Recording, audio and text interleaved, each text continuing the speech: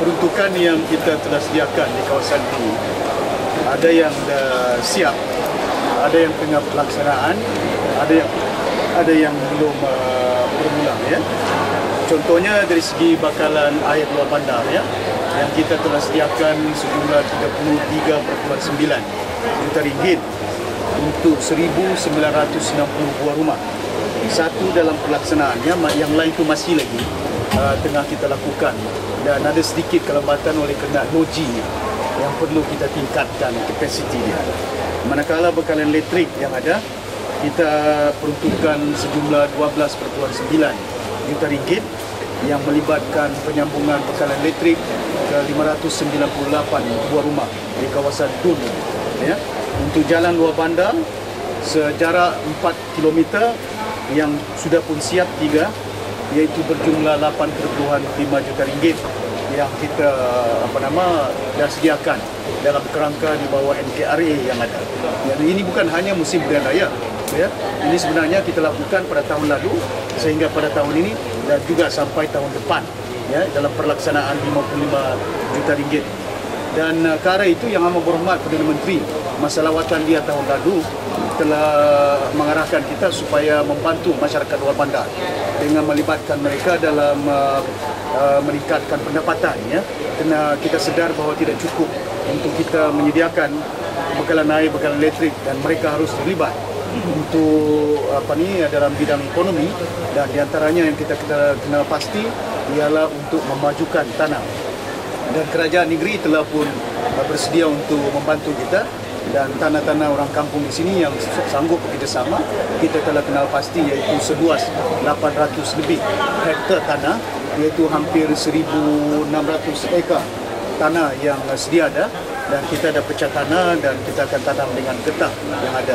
Yang dah kita majukan hampir 100 hektar yang dah majukan, ada 300 lagi belum ya. Dan ini akan memberi manfaat kepada penduduk tempatan yang ada dalam anggaran kemungkinan 1,500 ataupun 1,800 ringgit pendapatan sebulan ya, yang mungkin dividennya dalam lingkungan 50,000 ya setahun, lebih kurang macam tu ya, untuk kita tingkatkan pendapatan mereka. Dan Kementerian Kemajuan Luar Bandar menerusi RISDA telah pun menyediakan peruntukan sejumlah 17.11 juta ringgit untuk membangunkan tanah 800 hektar. Saya yakin walaupun dalam manifesto itu sudah ada pun rancangan-rancangan yang telah kita lakukan, ini merupakan penambahbaikan untuk meningkatkan apa yang telah kita lakukan. Dan saya yakin pihak Kementerian Kemajuan Luar Bandar, malahan agensi-agensi pusat yang lain boleh memberi kerjasama sebaiknya untuk menerjemahkan supaya apa yang kita telah rancang, ada sebahagian yang telah pun kita jayakan. Ini merupakan manifesto peningkatan daripada apa yang telah kita lakukan untuk membantu masyarakat luar bandar. Dan saya yakin manifesto ini akan dapat memberi manfaat kepada rakyat kita di peringkat negeri Sarawak. Kalau kita lihat dari segi pembangunan yang ada, berbagai sektor, Sarawak mempunyai mineral ya, yang kita katakan gas yang agak kita katakan potensial dia cukup baik, dan penjana bakun itu satu daripada yang kita katakan akan membuahkan hasil yang banyak kepada bukan hanya negeri Sarawak, bahkan kepada negara kita. Dan tanah-tanah yang luas yang kita mampu majukan, dan potensi dia kita dapat lihat bahawa dari segi pertanian contohnya, di mana RISDA dan Felcra boleh membantu untuk membangunkan kemajuan-kemajuan yang ada seperti yang kita katakan di sini ya. Ini satu contoh. Kalau dahulu orang kampung ya, pendapatan 200-300 ringgit sebulan, dengan kita matangkan pembangunan tanah di kampung ini, sudah pasti mereka akan dapat pendapatan dalam lingkungan 1,800 ringgit. Dan ini merupakan kekayaan yang kita boleh beri manfaat kepada penduduk setempat yang ada. Cuma saya berharap agar rakyat di kawasan luar bandar dapat menyambut baik dan memberi kerjasama sebaiknya supaya ianya akan menjadi kenyataan. Okay? Kadang-kadang kita sedar dan tahu bila kita nak bangun tanah bukan kita punya, ya, milik orang kampung di kawasan luar bandar, cuma kita nak kerjasama.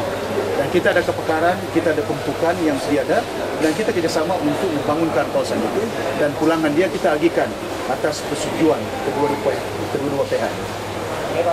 Ya, kita kesal lah. Budaya-budaya ini sepatutnya tidak berlaku di peringkat negeri Sarawak. Kerana negeri ini, saya ingat di antara negeri yang cukup hormat menghormati antara satu dengan yang lain. Ya, ada pilihan raya tanding. Tapi janganlah rosakkan poster-poster mana-mana pihak yang boleh menimbulkan rasa tidak senang hati. Ya. Dan perkara ini harus kita hentikan. Ya. Jangan kita lakukan boleh menimbulkan perasaan yang tidak baik di kalangan para penyokong. Dan kita sedar dan tahu bukan hanya mereka mempunyai penyokong, kita mempunyai penyokong yang banyak di peringkat negeri Sarawak ini. Ya? Dan perkara ini, budaya seumpama ini janganlah bawa ya, dan tempat-tempat kita di peringkat negeri Sarawak. Ya, contoh macam buat pertama kali di negeri Sarawak sampai 200 orang mau bertanding. Kursi tidak cukup daripada itu, bantahan demi bantahan, perkara yang kecil pun sampai ada yang jam 1 pun baru kita umumkan calon-calon. Nah, kita harus melihat dari segi sistem yang ada, bukan kita menghalang ataupun menggunakan kaedah-kaedah yang boleh menimbulkan perasaan yang tidak baik di kalangan rakyat kita. Tanding-tandinglah. This is a democratic country. We have never stop anybody from contesting. Walaupun ada yang menyatakan negara ini tidak demokratik. Kalau tidak demokratik, macam mana dia boleh menang Pulau Pinang? Macam mana dia boleh menang Kelantan? It's a democratic country, but please practice it dengan cara yang baik. Cuma mereka kata janji. Itu yang saya kata dalam ucapan saya. Ask the representative, MP Sibu, MP Kuching, what can they do to help the people in Kuching in terms of their needs, infrastructure yang ada. Saya yakin ini bukan hanya PKR, termasuk PAS pun. Yang bertanding pun calon-calon PAS ada yang daripada Semenanjung, di Sarawak, bertanding di Sarawak. Ini something that's really, kita kata tajaan-tajaan mereka ni berbagai. Tapi saya yakin pengundi di peringkat negeri Sarawak ni, orang-orang Sarawak ni matang. They know what they want, they know what their choice are. For stability, for the continuity of progress that we have in Sarawak. And we know, kita tahu, kita sedar bahawa ada lagi kampung yang perlu pembangunan. Ada lagi kampung yang memerlukan jalan dan air. But ini sebahagiannya di bawah rancangan kita yang kita akan lakukan. Saya tak tahu dia nak cuba-cuba nasib ke apakah, tapi saya yakin mereka nak melihat bahawa improve di peringkat negeri Sarawak, kemungkinan mereka nak seperti apa yang dilakukan di Sibu. But I don't think, dari segi apa yang saya lihat, rakyat di peringkat negeri Sarawak ini matang. Mereka sedar dan tahu. Saya menjelajah ke kampung-kampung yang ada di luar bandar dan ketara kelihatan daripada sokongan yang mereka berikan, jelasnya mereka berpandangan bahawa mereka perlukan bantuan daripada pihak yang boleh membantu mereka, dan mereka yakin bahawa Barisan Nasional boleh melakukannya, bukan pembangkang.